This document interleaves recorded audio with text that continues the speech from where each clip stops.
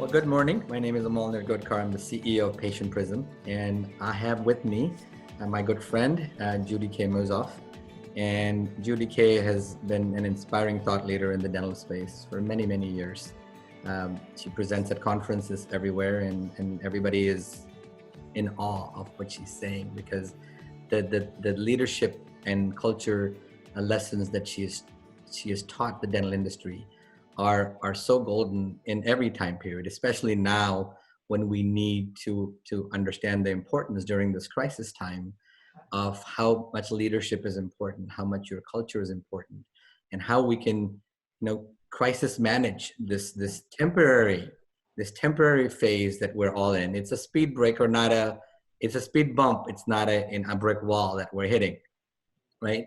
And in this time, Judy Kay, we want you to come and really talk to our audience and the entire industry about what we should be doing from managing our teams, managing our patients and communications, and really exhibiting true leadership during this time period. And I have a list of questions for you, by the way. Okay, I'm ready. Because I wanted to be prepared. I wanted to make sure that we're delivering good on-point messages to our customers and our industry. So the first thing is, that's the first thing. What is the first thing that dentists need to be doing right now? Not panic. I think, you turn on the news, you listen to your radio in the car, whatever it is, it's nonstop breaking news, which isn't any new breaking news.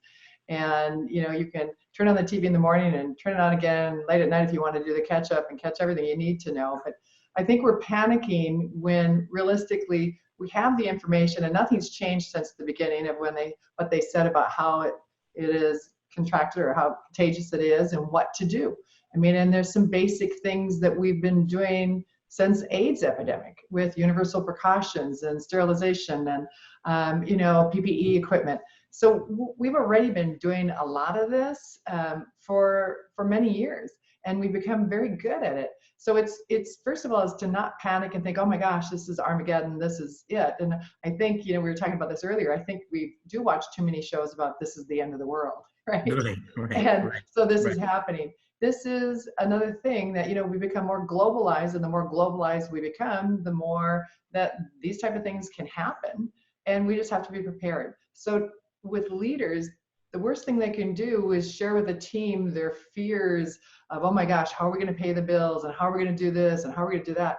And if they need to melt down, they need to melt down away from their team, and with other people who can help lift them up, who have a positive outlook, who can give them some common sense strategies. That's the starter. And then sit down with the team and really talk to the team about what are their fears, what are their concerns, and then let's talk about it as a team. What are the things we can do to make the biggest difference? We talk about the certain, right now, the requests from the president and on, 10 people or less and all of this. Well, how long is that going to last? Coronavirus isn't going to go away immediately, and we need to learn how to live with it and be able to thrive. And so it's going to be more about how we take precautions, not that we stop gathering entirely. Now, I understand we're trying to limit things for right now with the quarantine and that, but ongoing, we need to be mindful about it because it's not going to be the only disease that ever comes our way. You talk about facts versus fear. Yeah. We talked about it yesterday. What do you mean by that? Well, the facts versus fear is, first of all, how is it spread? What can we do? What are the basic things? I mean, these aren't even things that are expensive. Wash your hands. I've been told, sing the birthday song slow, right? Wash your hands for 20 seconds, not 3 hours. It's so funny though. We panic and the next person, oh no, I heard it's 30. I heard it's 10 minutes. It's like, well, you wouldn't have any skin left on your hands, right? Right. So, the common sense things is fact. Okay, so wash your hands, do surveys to find out, question, ask your patients, ask your team, have you been around anybody sick? Are you feeling uncomfortable? I would even suggest offices get a thermometer gauge, the forehead one. I think that's a great idea, and it might become the standard for in the future as well, to protect ourselves. So these are some common sense things that we can do that are factual versus the pandemonium.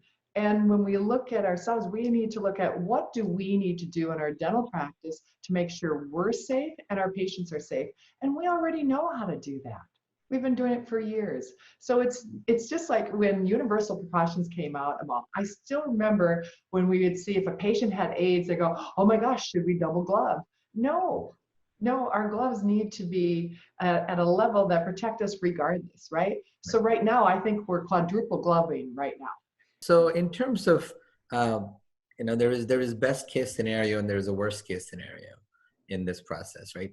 Should they map them out in their heads or talk with their teams about that? Because we could be closed for 2 weeks, we could be closed for maybe a month, right? And there is some ramifications for that. Right. From I think it's, I remember when I started my business, a business coach telling me once, have plan A, have plan B, have plan C, right? Right. Plan C doesn't work, go back to plan A again, right? It's if you have, and it's not that our plans are necessarily going to go and work 100%, but have an idea. If this happens, so then what?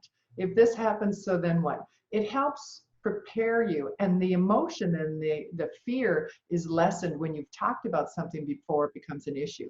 Just like with teams and culture, if you talk about something before it becomes a problem, it's a much easier conversation than when the energy is heightened up here and everybody's like, oh, panicking, right?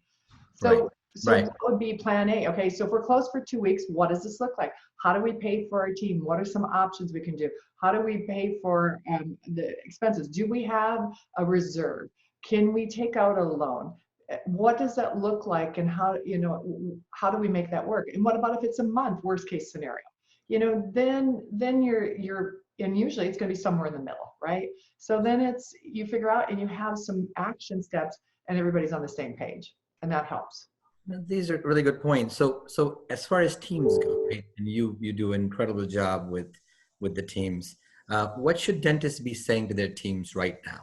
Like your team, because that's the one thing. That's your team. That's the team that makes you win games, right? That's the team that has to do that. I think this is an opportunity. We were in a period of time where it was very difficult to find good employees because there was such a shortage, because unemployment was so low. Now is an opportunity to share with your team and prove to your team how vital they are to you as your team members, right? So we're going to invest in you as a team member. If I were the doctor, I would say, I believe in you. You've had my back. I'm going to have your back through this. We're going to go through this together. We're going to work on it. And I'm going to make sure that you are safe and that you have the economic situation that will make it work for you. And I'm going to be loyal to you. I think that that's key, because they're worried. So many people are worried that, ooh, tomorrow you're all fired. I'm sorry. And that's a mistake. And I would share with doctors, even if it means additional loan or something like that to help keep your team on board, it's extremely important, because you need them when things come back, because it's going to come back with a huge upturn. So it really is a message of hope and not fear. Absolutely, 100%.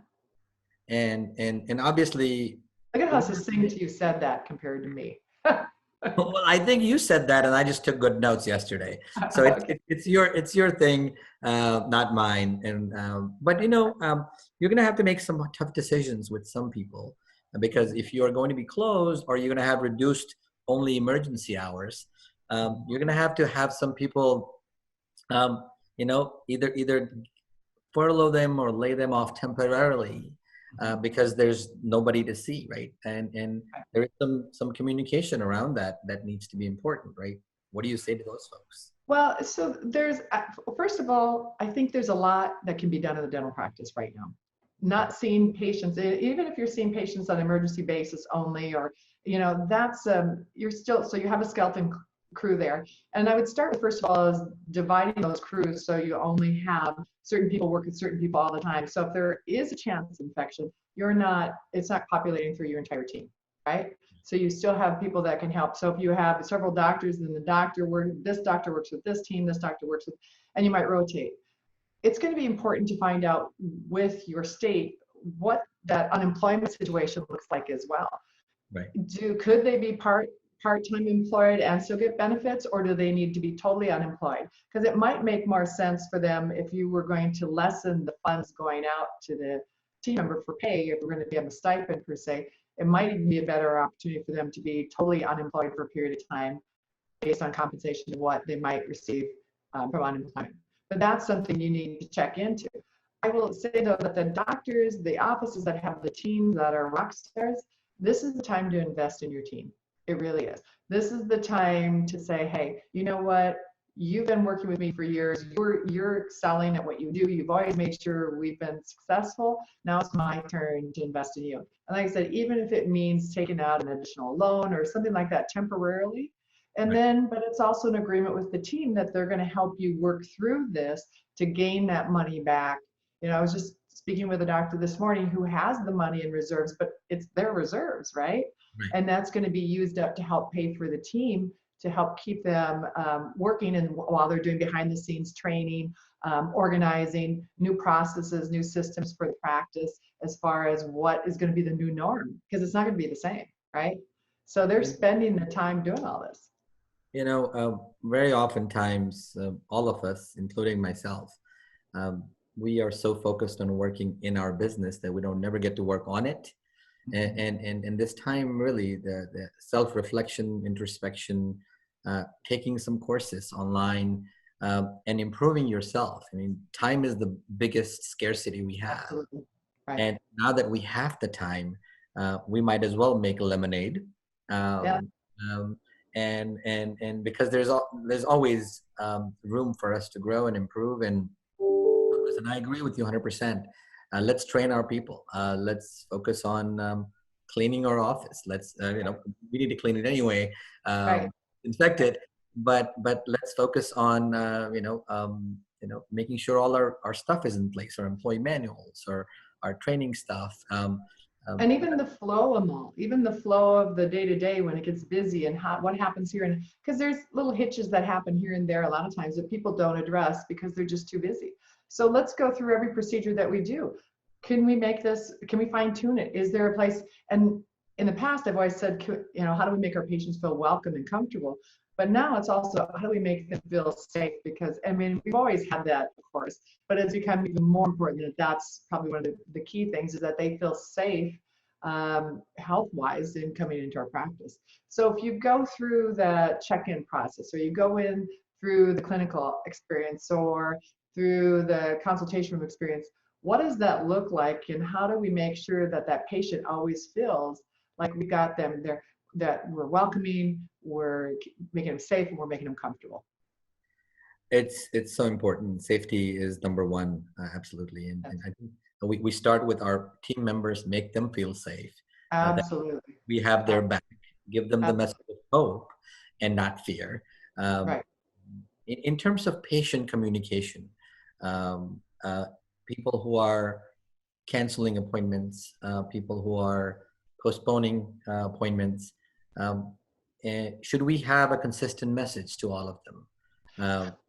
I think so, and you know, I really believe that it's important though that we not do a text or something in that regard. I think an actual physical call at this time, to be able to have that give and take, because a text or a letter is an excuse to make a decision. No, okay, I'm going to cancel, right? But if you pick up the phone and you say, you know, Mrs. Jones, we're so excited to see you on Tuesday, blah, blah, blah, we have your time, and just to let you know what we're doing to make sure that you're safe, here are the following precautions we've taken, right? So that's this comfort level, and you can give them that information and then say, what questions do you have for me? And you can have that open dialogue. I think we've become, and I like convenience, and I totally understand the regular confirmation, the text, and the one button push and all that. But I think we're at a time of hysteria. And so when it comes to something like that, it's really important to be able to just pick up the phone and have that one-to-one conversation, and start calling the patients that are scheduled in advance, you know, the next few days, and talking to all the patients they come in. And again, if we leave it to them and say, of course, it's up to you to make that decision. If you're not, you know, if they say, well, I'm uncomfortable, then just say, you know, we'll support that and we'll move it out to a time when you're comfortable. However, I would still plant the seed. What are you going to do in 3 months or 6 months if this coronavirus is still in existence, which it will be? you have to think about how are you going to live your life so that you can actually continue. But on the flip side, right? This is going to be over at some Yes. point. We're Yeah. going to get back to our normal lives, and I think we should prepare for how we're going to get back, because people are still going to need that dental work done. If somebody needs a crown a month ago, they're going to need a crown 2 months from now or 3 months from now. They're going to Right. need a and I think communicating that and having a strategy in place to recover from this and come back and get these patients in the door. Maybe you need extended hours, right? Or we stay open late. There Right. could be ways to plan that too, right? Right. And that's really important. And that's part of the give back for the team. If the doctors are willing to support the team in this time of lack of busyness, where they're doing some of the more internal things that aren't, not producing, then the expectation will be that the team is there to support them even in hours that they wouldn't normally work, right? Because they need to be able to prepare it. And if they don't have enough team, then it's looking to who could we bring on for that as well? Because all of a sudden you're going to see a big shortage again of team members when Correct. everybody's up and running again. Correct. Absolutely. Absolutely. Yeah. So the message I'm getting from you is really of hope and positivity. Yes. Yes, we are in a tough time period today, but we all have to rise, as you say, and we have to all rise to become the best version our own selves. If we are dentists, we've got to think about us becoming a better leader. If we are a front office person, we've got to develop more compassion towards people who call us, and all the things that you talk about, and I remember them, and in your books is really for us to rise. So maybe we should end this webinar with the message of rising at every level, and I'd love to hear that message of how do we rise and keep our heads high and keep calm during this time. Well, again, I think it's important about it's not having the chicken little, the sky is falling, and to look at all the things that we do have and all the things we are capable of doing and how advanced we are and how lucky we are to be here in America and doing what we're doing. So we have access to a lot. We can do a lot. It's a restructuring. It's a little, maybe some changes in the future that probably will be to our benefit, actually. It's times of stress that created some of the most impactful growth opportunities for us. So this is an opportunity for us to pull together, and I'm going to bring a little farm analogy on here. Growing up on a farm in North Dakota, the mama hen, when danger was, she didn't run and go, okay, kids, run, and all the chicks ran in different directions. She would gather the chicks around, which is doctors gathering your team around and saying, we've got this. Now let's talk about how we're going to do this together. Beautiful, beautiful. I think it's a fantastic message. I really appreciate you sharing your wisdom, and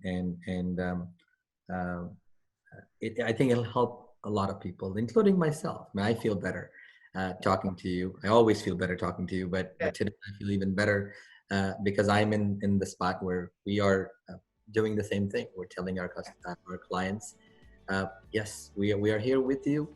We're here to support you through this time, and it'll pass, and we're going to come out way stronger at the very end. Right. And we're going to learn from this, and we're going to rise all together. Absolutely great message. Thank you so much for joining this today. And if you have any questions for Judy Kay, or if you need to contact her, you can always reach her at www.practicesolutionsinc.net. So she's always available to answer questions. Email her, contact her through her website. And you guys know how to contact us anyway at patientprism.com. So thank you so much again.